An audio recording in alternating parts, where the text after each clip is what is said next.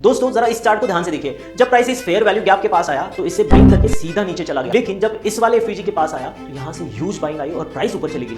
ऐसा क्यों? तो चलिए सिर्फ 30 सेकंड में बहुत सिंपल करके समझाता हूं, लेकिन हो सकता है बाद में आप इस स्ट्रैटेजी को भूल जाओ, इसलिए अभी लाइक या सेव कर लीजिए। बुलिश मार्केट में जब प्राइस बड़ी बड़ी कैंडल्स बनाकर ऊपर जाता है तो बायर और सेलर के बीच में इम्बैलेंस क्रिएट हो जाता है। अब क्योंकि उस समय मार्केट में ज्यादा बायर होते हैं, इसीलिए वो लोग पर्टिकुलर एसेट को महंगे प्राइस में बाय करते हैं, जिससे बाइंग प्रेशर और ज्यादा बढ़ता है और इसी की वजह से कैंडल्स के बीच में गैप बनता है, जिसे हम फेयर वैल्यू गैप यानी इम्बैलेंस कहते हैं। अब एक वैलिड एफवीजी मार्क करने के लिए नीचे से ऊपर की डायरेक्शन में 3 कैंडल को ऑब्जर्व करो, फिर पहली कैंडल का हाई और तीसरी कैंडल के लो के बीच में ये जो गैप है यहाँ से एक जोन ड्रॉ करो। इसी खाली स्पेस को हम लोग फेयर वैल्यू गैप कहते हैं। अब फेयर वैल्यू गैप से रिलेटेड 2 चीजें जानना बहुत जरूरी है। एक एफवीजी का इस्तेमाल बस एक ही बार कर सकते हैं। अगर वो एक बार मिटिगेट हो गया तो फ्यूचर में वो वैलिड नहीं माना जाता, क्योंकि सेकंड टाइम वो फेल होने के चांसेस बढ़ जाते हैं। अगर एफवीजी के बाद वाले ब्रेक ऑफ स्ट्रक्चर के बाद प्राइस वापस एफवीजी के पास आता है तो यहाँ से बाउंस बैक करने के काफी ज्यादा चांसेस होते हैं, क्योंकि जो ट्रेडर ब्रेकआउट देखकर एंट्री करते हैं उनके स्टॉप लॉसेस एफवीजी के आसपास लगे होते हैं, और जब प्राइस वहां आता है तो बड़े प्लेयर्स इन स्टॉप लॉसेस को यूज करके लिक्विडिटी कलेक्ट करते हैं और वहीं से मार्केट में दोबारा तेज बाइंग शुरू होती है। ऐसे ही पावरफुल कॉन्सेप्ट को सीखने के लिए मुझे फॉलो या सब्सक्राइब कर लीजिए।